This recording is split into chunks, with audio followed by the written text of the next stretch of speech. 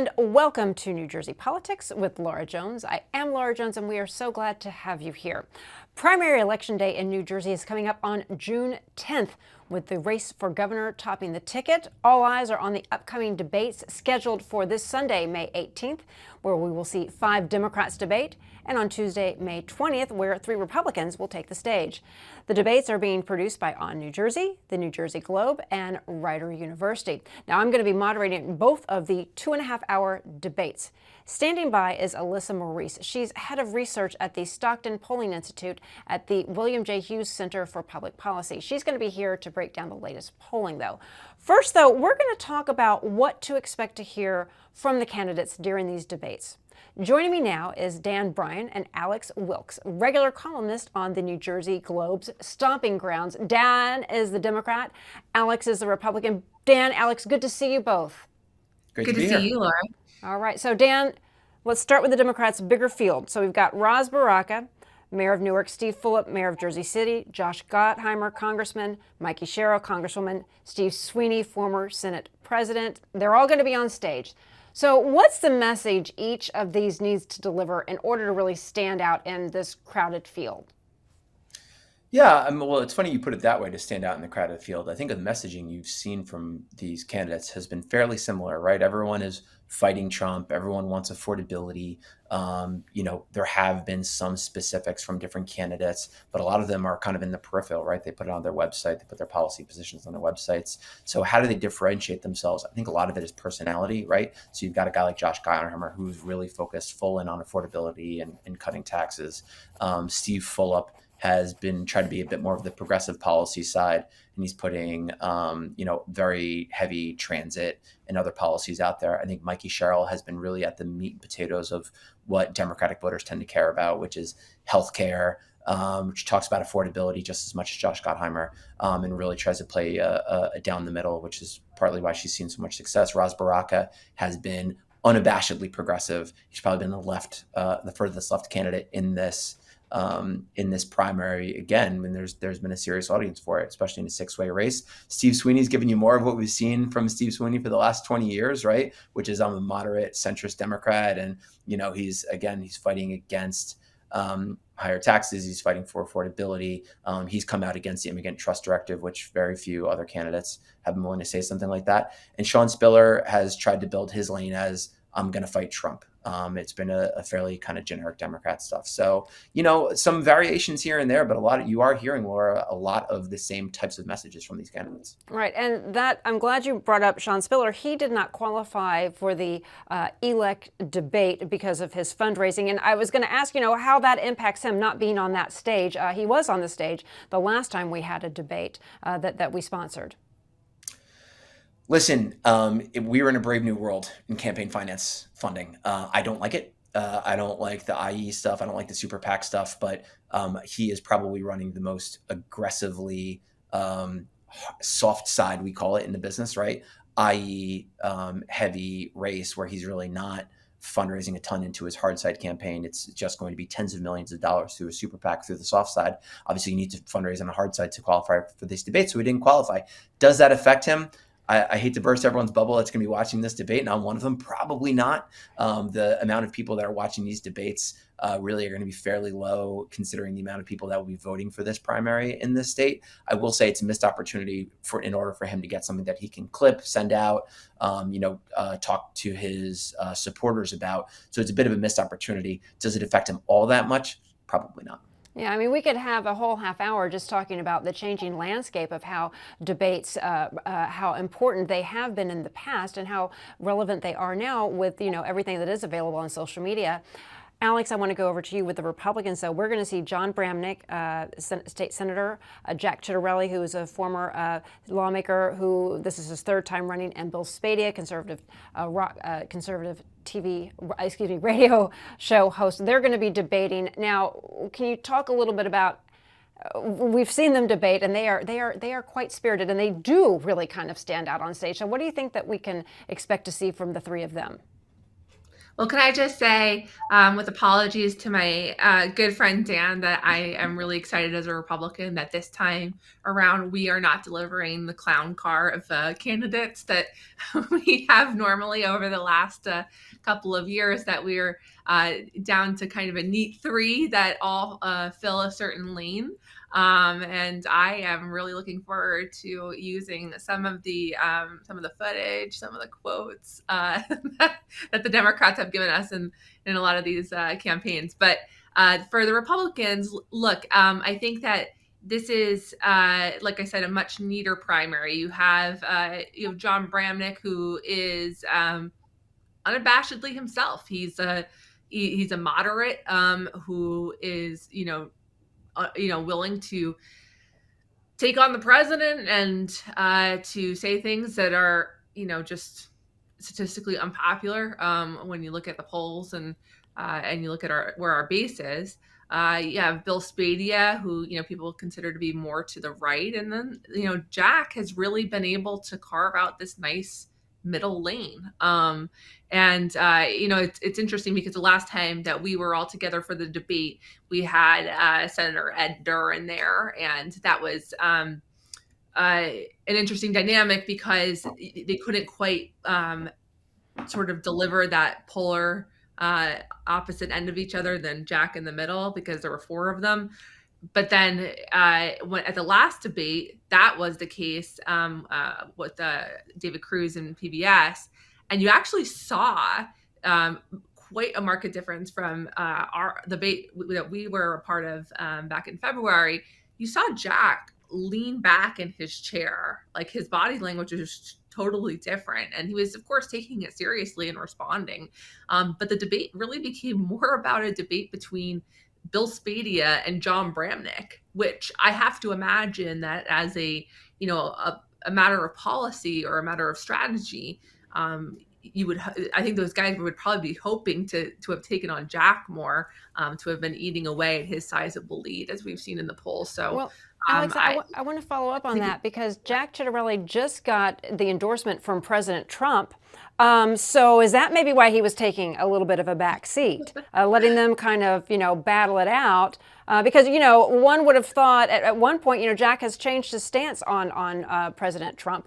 Bill Spadia has always been very supportive of President Trump. So how does this endorsement factor in? I think it's huge. Obviously, the president is the leader of our party. He has high favorability among our base in the state. His first 100 days have been widely supported by the Republicans in our state. So I do think that for Jack, this was huge. I don't know if he knew in that debate that was coming. If he did, I think it would be a very rare circumstance, having dealt with candidates who are potentially on the receiving end of a Trump endorsement. They usually keep you guessing like right until the end, until he actually posts the tweet or the Truth Social post, and it's very nerve-wracking. I've had to draft press releases at like 1 o'clock in the morning, Right. thanking the president for his support for candidates. So, but I think he was relaxed because at that point, he knew that from the polling and from his own internals that he was well ahead, and he knew that his attacks had effectively put Bill Spadia, I think the next most competitive person in the race, really on his heels, and so I think that he was relaxed in that debate, which was a change from the last debate where he really came out and everyone was super pugnacious and it was a really hot debate. It felt like almost uncomfortable to be in the room, if you guys remember. But One of the things, like you see Bill Spadia when he's out on the campaign trail or he's on media, whatever he's doing, he's talking a lot about how to make New Jersey more affordable. And Dan, I'll go back over to you. Bill Spadia's talking about doing a New Jersey DOGE. So the voters, no doubt, are very frustrated with high property taxes, New Jersey transit failures, rising cost. So can we talk a little bit about how the Democrats are connecting with the voters, how they are, how they're getting their message out? Because a lot of what they're talking about is very similar. So how do they connect with voters? You look at the Republican side, and again, Bill Spady is saying, here's how I'm going to do it. Jack Ciattarelli is out with his message, and you, of course, have John Bramnick as well. So can you talk a little bit about how the Democrats are tailoring that message and connecting really on these bread and butter issues that affect New Jerseyans on a day-to-day basis?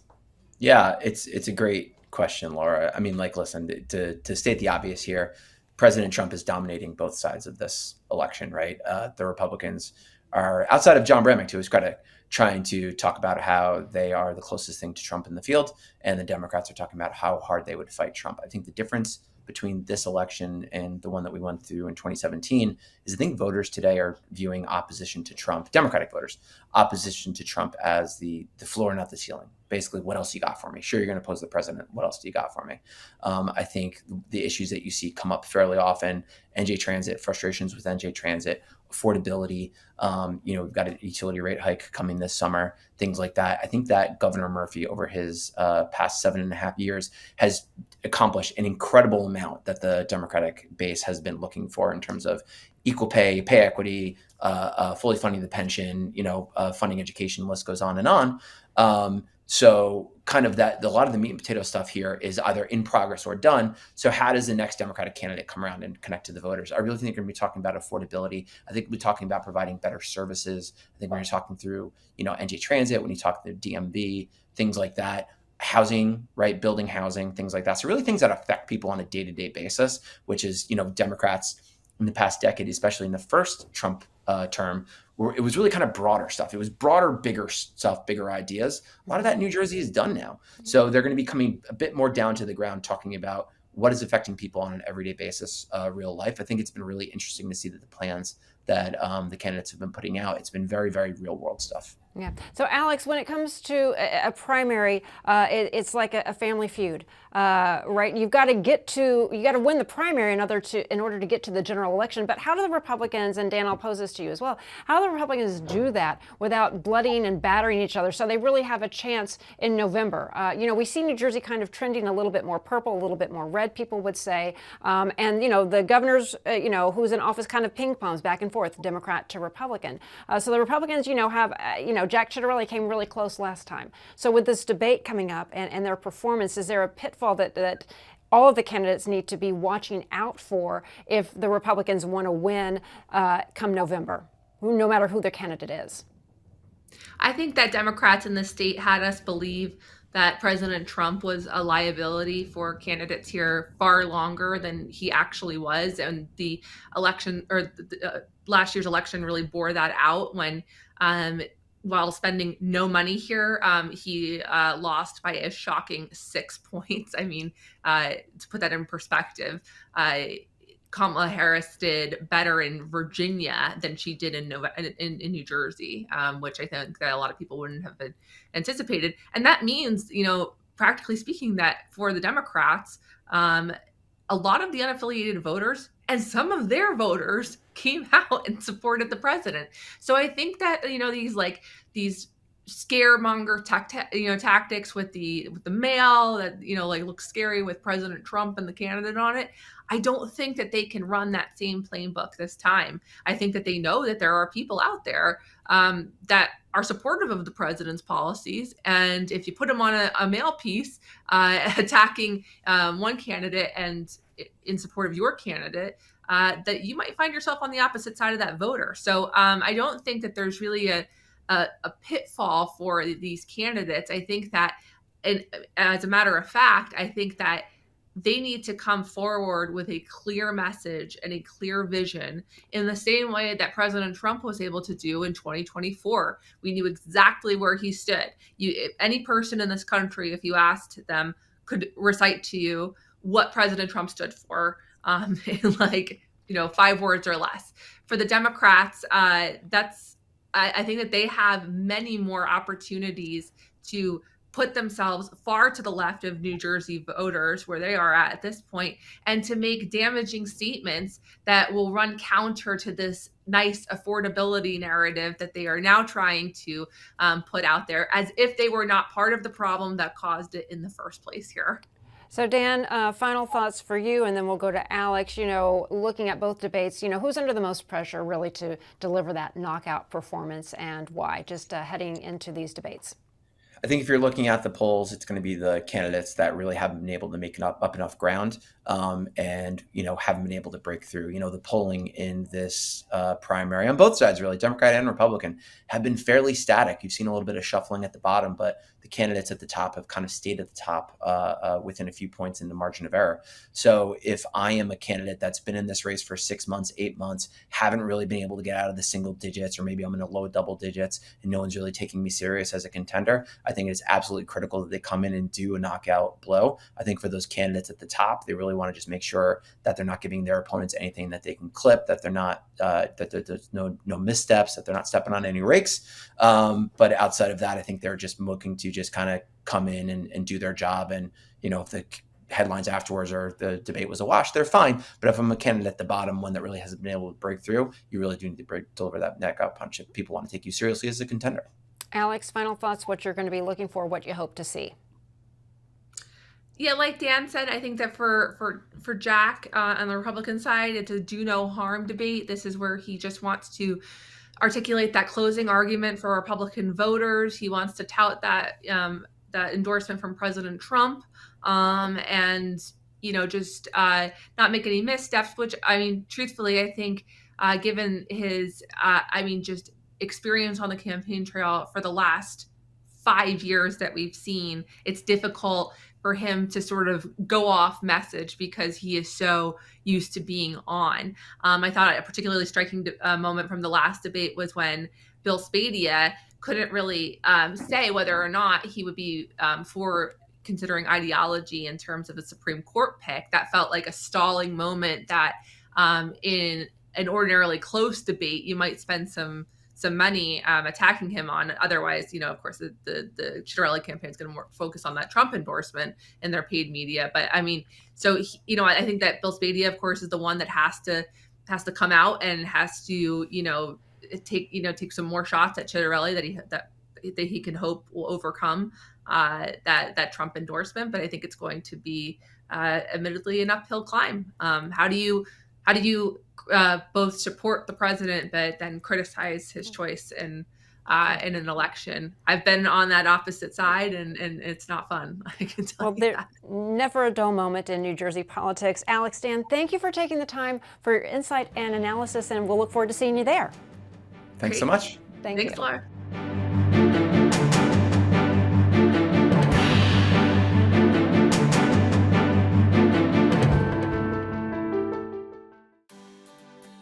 Food brings people together. On Cooking with Copel, we combine culinary creativity with good conversation. This spring, we've invited all the candidates for governor to come into the Montclair kitchen, teach me to cook their favorite dish, and give the people of New Jersey a chance to get to know the individuals who would lead our state. It's going to be a fun and exciting way to get really involved in the democratic process. Can't wait to see you there.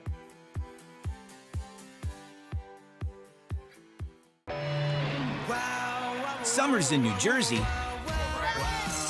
were made to wow you.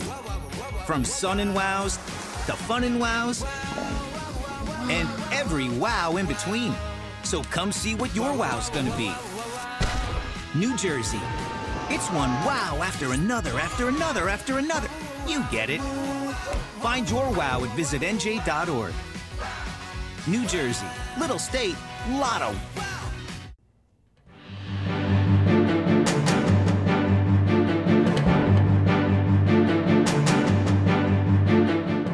Welcome back to New Jersey Politics with Laura Jones, and we're talking about the upcoming debates for New Jersey governor. So we're going to dive into some recent polls from Stockton University. Joining me now is Alyssa Maurice, head of research at Stockton Polling Institute at the William J. Hughes Center for Public Policy. She's here to break it all down. Alyssa, thank you for being here. It's good to see you. Thank you for having me. Absolutely. So we've got the governor's race. The governor's debates are just around the corner. So let's talk a little bit about your research, the key issues you're seeing that you expect candidates to perhaps focus on, and what the people of New Jersey are saying with some of your recent polls. What can you tell us? Sure. So I'll start with some of our latest polling on the state budget, because I think it's all relevant to the gubernatorial race that we're seeing. So we know that New Jersey is in the midst of budget negotiations right now. The state's going to have to make some tough decisions, given that we are facing a looming budget deficit. And so we presented voters with various proposals to increase revenue for the state and decrease spending in order to balance the budget. And we asked them which they would support. And so we saw, I'll start with the revenue side. We saw that the policies that had the most support was increasing taxes on online gambling and sports betting at 58%, followed by increasing taxes on wealthy individuals at 55%. And we heard in the latest gubernatorial debate or Democratic primary debate for governor that was touted by some candidates. So those two policies were the only ones to garner majority support. They were followed fairly closely by raising taxes on alcohol and cigarettes at 49% and raising taxes on corporations at 48%. Now, onto the cutting spending side, that was less popular overall. To put that in perspective, the policy with the highest support was cutting the number of government employees at 37%. As we can see, that's not nearing a majority there. So overall, proposals to cut spending are far less popular among the voters. It's a tougher sell for them. Okay, so that's really interesting, because when you listen to the debates, you listen to a lot of the candidates, especially I'll go on the Republican side. Bill Spady is talking a lot about a New Jersey version of DOGE. We're seeing that at the federal level. What you're saying is that isn't really what people that are voting are really concerned about cutting. Yeah, so among that 37% of overall voters who are in favor of cutting the number of government employees, that was driven largely by Republican voters. So I will say among Republican voters, it's a winning message. 73% of Republicans were in favor of doing something like that. But among Democrats and independents, it was far less popular. And so while that might be a winning message in a Republican primary, it's going to be a tough sell in the general election when you have to win over those independents. How much of a difference do you think these debates make, especially with the media landscape changing so much when it comes to what you see when you're polling individuals? How close are they paying attention to the debates? Or is this the time they really do tune in, because everything is so tailored for social media? You don't have as many reporters. There's not the robust New Jersey press corps. So can you talk a little bit to that, the impact of debates having on the general electorate, and if that will really change a lot? Yeah, so it certainly helps with name recognition, especially in a more crowded primary like the Democratic primary. They're all fighting for attention, right? And then you have some candidates who need to take this opportunity at the debates to differentiate themselves from other candidates. You look at Baraka and Fulop are both competing for that progressive wing of the party. And so they take this opportunity to sort of make those distinctions between each other. And we also noticed that Fulop in particular took some shots at Cheryl during the latest Democratic primary debate, probably in an attempt to peel off some of those more mainstream Democratic voters who may be voting for Cheryl. So we can kind of see the dynamics play out at these debates. It's also an opportunity to talk about the biggest issues. The other issue that we asked about in our poll was housing costs and utility costs. And we saw in the debate that was a hot topic in both the Democratic and the Republican debates that we've recently seen. So, can you just briefly, I know we're kind of short on time, just talk a little bit about just some of the other polls that you're doing, the issues that you're monitoring here in New Jersey, and where people can go to find out more about your polling institute at Stockton? Sure. So again, those big issues right now are housing costs and energy costs. They're going to be even more relevant after the electric rate hikes next month. And we saw that voters overwhelmingly agree it's a crisis in New Jersey and they want government officials to do more about it. In terms of housing costs, the policy that was the most popular was increasing property tax relief at 62%. And Democrats overall were more in favor of any policy to address this crisis. They have an all of the above approach to it. Among Republicans, the only policy that had majority support was increasing property tax relief. So it is going to be tougher on the Republican side to find a message that resonates on the housing crisis. And for more info, I encourage everyone to take a look at our website, stockton.edu/Hughes Center, to dig into these poll results more. Because one of the other polls that you've had out there had to do with federal health agencies. Can you talk a little bit about that in the time that we have remaining? A couple minutes left. Sure, yeah. So we asked about some of the Make America Healthy Again policies that we're hearing from Secretary Robert F. Kennedy Jr. and this administration. And we found that one big unifying issue actually is eliminating food dyes from our food supply. Most New Jersey voters are on board with that. We saw this administration recently announce they're going to work with the food industry to try to voluntarily eliminate those from our supply of food. And really, that's a bipartisan issue. Everyone is in support of making those changes to our food supply. Vaccines is where New Jersey voters tend to diverge from RFK Jr.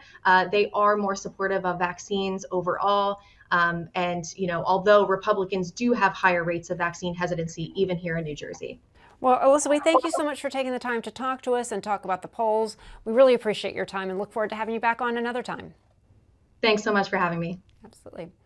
And that'll do it for today. I'm Laura Jones. Thanks so much for watching New Jersey Politics. We look forward to seeing you back here next time.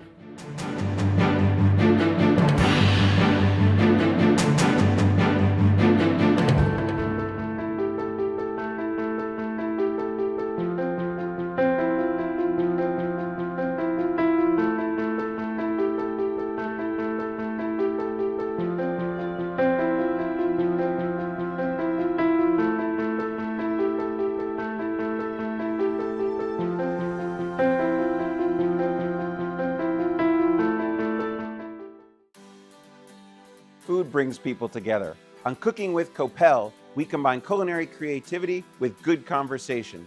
This spring, we've invited all the candidates for governor to come into the Montclair kitchen, teach me to cook their favorite dish, and give the people of New Jersey a chance to get to know the individuals who would lead our state. It's going to be a fun and exciting way to get really involved in the democratic process. Can't wait to see you there.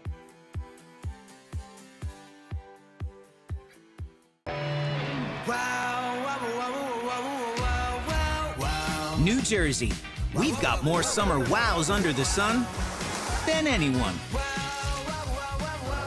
So come see what your wow's gonna be in the little state of New Jersey, where it's one wow after another, after another, after another. You get it. Find your wow at visitnj.org. New Jersey, little state, lotta